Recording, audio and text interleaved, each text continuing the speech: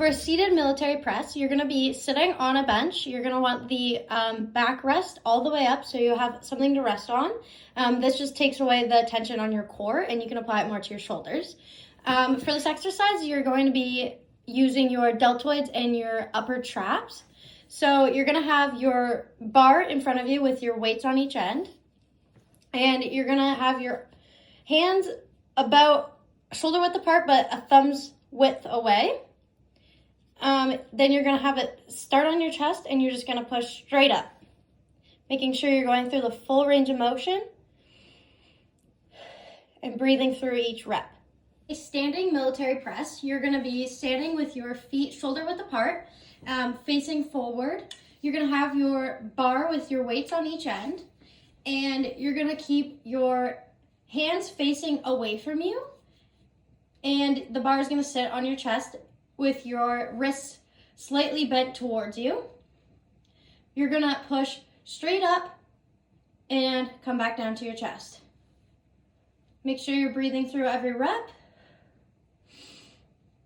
and you're getting full range of motion. This workout is working on your deltoids and your triceps. For a push-up, you don't need any gym equipment. You can just use your body weight. You're going to be working your chest, your shoulders, your back. Restart. For a push-up, you don't need any equipment. It's a body weight workout. You're going to be working your chest, your back, your shoulders, your biceps and triceps, and even your core. So you're going to start in a plank position with your feet straight out, legs straight, and arms slightly closer than shoulder width apart. Spread your fingers out, and you're going to bend your arms, bringing your face, stomach, and legs down to the ground all in one, and then pushing back up. For a tricep dip, you're going to want to find two places that are close together, a little bit closer than this. You want them to be so that they're just about this far away from your hips on each side. You're going to want to make sure that they're even and you can hang off them. Obviously this isn't ideal, but this is the only two places I have that I can do this at home. So you're going to want to keep your hands kind of to the sides like this, and you're going to hang crossing your arms, and you're just going to bend your elbows, not your shoulders. This is going to be working on your triceps. Okay, for a tricep dip, there is usually at a gym they have the tricep dip machine, so it's like two bars that you stand in between and then you hold on and you put all your body weight on. At home, you want to try and find two surfaces that are the same level, the same height, and that are pretty close together, I would say, so that you can fit between them and you have like a couple inches on each side. This is all I have. It's not ideal. It's pretty far apart, but a tricep dip is working your triceps. So ideally these would be closer together, but you just put all your body weight onto your arms. You're going to cross your legs, and you're bending at the elbow, not the shoulders. It's harder when your hands are far apart. You want to make sure that you're bending your elbows and not coming up with your shoulders and not shrugging. A lat pull down mainly works on your latissimus dorsi, or your lats. You're going to start with sitting on the lat machine. Usually it's a cable machine and there is a bar hanging from up here. And the point of this exercise is to pull down rather than push up. So you're going to want to sit and make sure your knees are under the bar. That's going to make sure that your legs stay still, and make sure that you're not coming up with the bar. So starting up here, you're going to want to keep your hands far apart, farther than shoulder width apart. And you're going to want to make sure that your back is straight. You're going to come pull down to your chest, and when you're pulling down, you want your shoulder blades to be squeezing together. Then you're going to come back up, and you're breathing through your reps, making sure you're not moving back and forth in your hips. You're trying to keep your back as straight as possible and really squeezing your shoulder blades together when you're coming down. For a seated row, you're going to want to sit on the seated row machine. It's a cable machine that has a platform for your feet and then a bench. So you're gonna wanna sit with your feet up, shoulder width apart, pointing out slightly, your toes pointing out.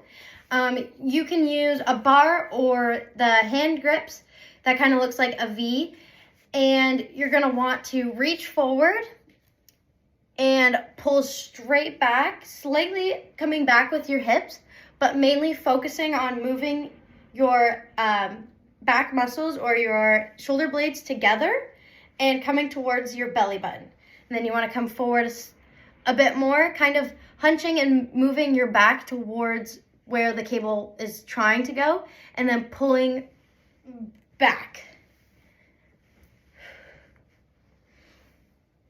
All right, a bent over row, you want to use a bar that goes into the ground and then an attachment piece that you would use for the seated row.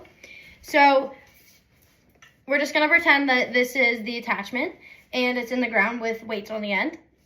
Usually it would be like this. So you would have it in the ground behind you, and you would have the weights here and your attachment here, and you would bend your hips, but make sure you're not bending your back, and slightly bend your knees, pull up towards your chest, kind of in the middle, like between your chest and your stomach, and squeeze your shoulder blades.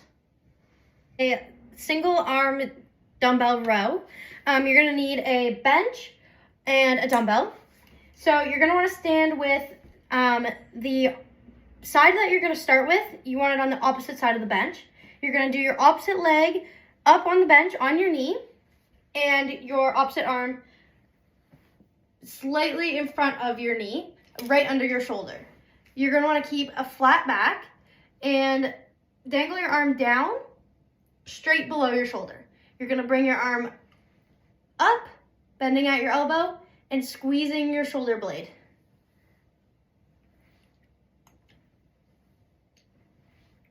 And then, obviously for the other side, you just switch.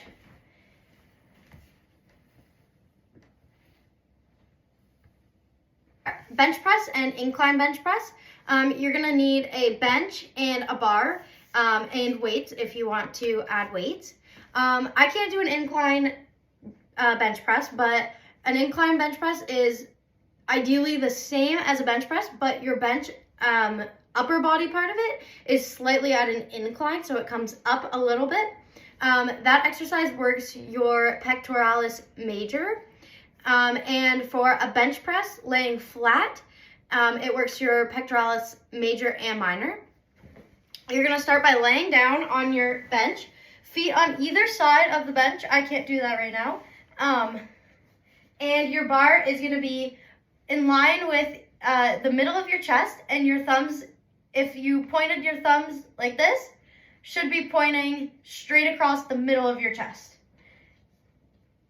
You want them slightly more than shoulder width apart, and your elbows should be pointing straight out, slightly forward.